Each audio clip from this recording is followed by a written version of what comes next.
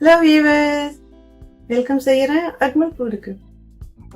வாங்க இன்றைக்கி பார்க்கலாம் ரொம்பவே சுவையான சிக்கன் கோலா உருண்டை கறி எப்படி சேர்த்துன்னு. நான் எடுத்துருந்து 1/2 கிலோ சிக்கன் கீமா, ஒரு மீடியம் சைஸ் ஆனியனுக்கு ரஃப்லி கட் பண்ணிட்டேன். புதினால 2 டேபிள் ஸ்பூன், 2 க்ரீன் சில்லி, கொத்தமல்லி இலை 2 டேபிள் ஸ்பூன். இப்போ நம்ம இதுக்கு மிக்சியில் குறன்னு நல்லா அரைச்சிக்கணும். பாருங்கள், நல்லாவே குறன்னு அரைச்சி மிக்சியில் போட்டு இப்போ நம்ம இந்த கீமாவில் சேர்த்துக்கலாம். நான் ஒரு 3 டேபிள் ஸ்பூன் சோயா மாவு எடுத்து நல்லாவே ட்ரை ரோஸ்ட் பண்ணிக்கிட்டேன். நீங்கள் கடல மாவு எடுத்து இந்த மாதிரி ட்ரை ரோஸ்ட் பண்ணி போட முடியும். மல்லித்தூள் 1 டீஸ்பூன், மஞ்சள் தூள் 1/2 டீஸ்பூன், கரம் மசாலா தூள் 1/2 டீஸ்பூன், மிளகாய் தூள் 1 டீஸ்பூன், இஞ்சி பூண்டு விழுது 1 டேபிள் ஸ்பூன், தேவையான அளவு உப்பு சேர்த்துக்கலாம். நல்லா நம்ம இதுக்கு மிக்ஸ் பண்ணிக்கலாம். மிக்சியில் போட்டு இதுக்கு நல்லாவே மைய அரைக்கணும், தண்ணி போடாத. பாருங்கள், நல்லாவே ஸ்மூத் பேஸ்ட்டாக அரைச்சிக்கிட்டு அந்த ஸ்ட்ரக்சர் சேஞ்ச் ஆகிடுச்சு. நல்லா நம்ம கையில் எண்ணெய் தடவிக்கிட்டு கொஞ்சமாக எடுத்து உருண்டை ஷேப்பில் நம்ம இதுக்கு கெட்டியான உருண்டையாக செஞ்சு வச்சுட்டே போகலாம்.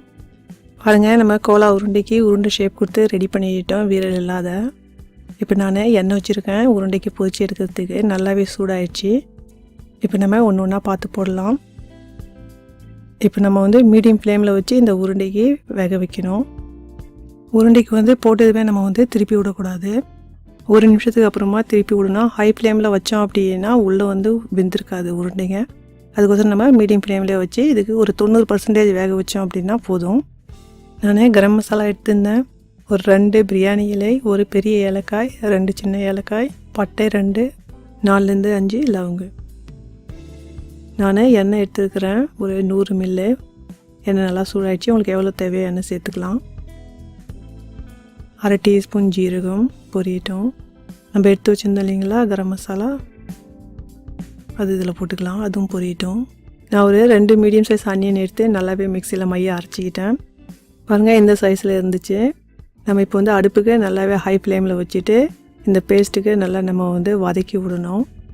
நம்ம ஹை ஃப்ளேம்லேயே வச்சு கிட்ட இருந்து நல்லாவே இதுக்கு வதக்கணும். இந்த கலர் சேஞ்ச் ஆகிற வரைக்கும் நடுவில் அப்பப்போ நம்ம கிளறி கொடுத்துட்டே இருக்கணும். பாருங்கள், நல்லாவே இந்த கலர் கொஞ்சம் ப்ரௌன் கலராக சேஞ்ச் ஆகிடுச்சு.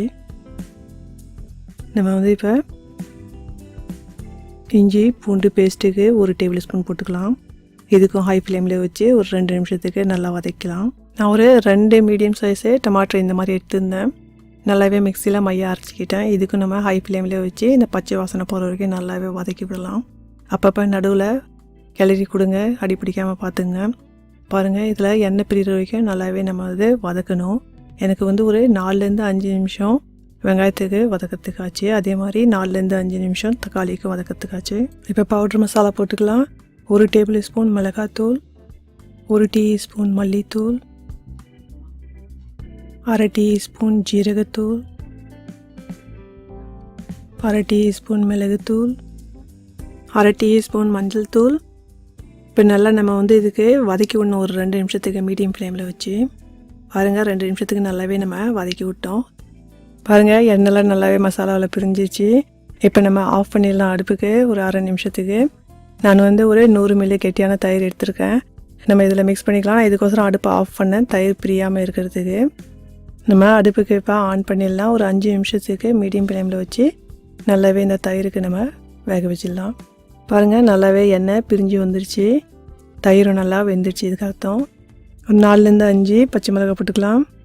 1 டீஸ்பூன் கரம் மசாலா போட்டுக்கலாம். இந்த கரம் மசாலா கடைசியாக நம்ம போடக்குள்ள ரொம்ப வாசனையாகவே இருக்கும். தேவையான அளவு உப்பு சேர்த்துங்க. நம்ம 1 நிமிஷத்துக்கு இதுக்கு நல்லா வதக்கலாம். நம்ம ரெடி பண்ணி வச்சுருந்த இந்த மீட் போல் இதில் போட்டுக்கலாம். இதுக்கு ஒரு 2 நிமிஷத்துக்கு ஹை ஃப்ளேமில் வச்சு நல்லாவே இதுக்கு வதக்கி விட்டுக்கலாம் மசாலாவோட. நம்ம தேவையான அளவு கிரேவிக்கு தண்ணி இதில் சேர்த்துக்கலாம். நான் ஒரு 2 டம்ளர் தண்ணி சேர்த்துக்கிறேன். உங்களுக்கு கொஞ்சம் திக்காக வேணும்னா கம்மியாக சேர்த்துங்க.